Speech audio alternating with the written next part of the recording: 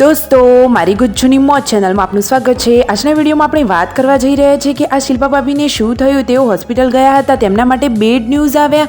અરે ડૉક્ટરે તેમને આ શું કહી દીધું। ઘરના બધા જ હવે ગભરાઈ ગયા। હવે તેમનું શું થશે દોસ્તો? એની કોઈ ટ્રીટમેન્ટ થશે કે નહીં? અચાનક એવું તો તેમને કાનમાં શું થવા લાગ્યું અને ડૉક્ટરે તેમને શું સલાહ આપી તે બધું જાણવા મળશે તમને મારા આ વિડીયોમાં।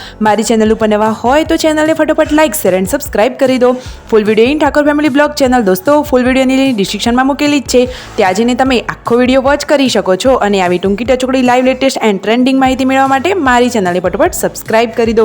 તો દોસ્તો તમને વધારે રાહ ન જોડાવતા આજે તમને જણાવી દેવામાં આવે છે કે આજે તો શિલ્પા ભાભીની તબિયત બગડી છે। તેમને અચાનક શું થયું? પૂનમ ભાભી તેમની સાથે જવાના છે કે નહીં? તો દોસ્તો ફાઇનલી જો થાર ગાડીમાં રણજીતભાઈ, પાર્વતી ભાભી, રાકેશભાઈ અને શિલ્પા ભાભી આવી ગયા છે વિસનગર હોસ્પિટલમાં કાનના દવાખાને બતાવવા માટે।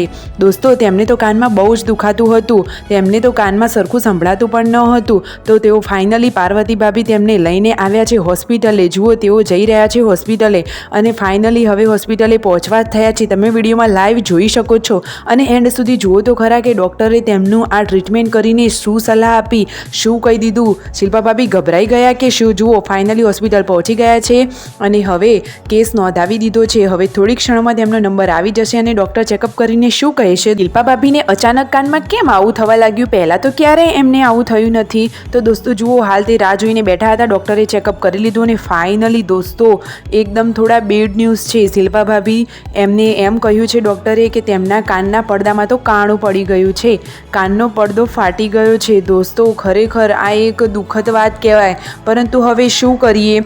જુઓ હવે તેઓ દવા લઈ અને ઘરે જવા માટે નીકળી ગયા છે।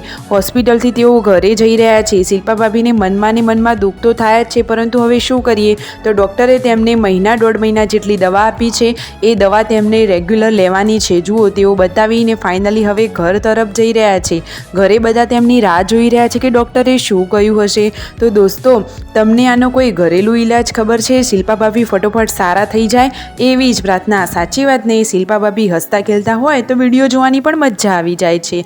જુઓ હવે રાત્રે તેઓ ગોળીઓ ગળી રહ્યા છે। વિડીયો ગમે હોય તો લાઇક શેર એન્ડ સબસ્ક્રાઈબ।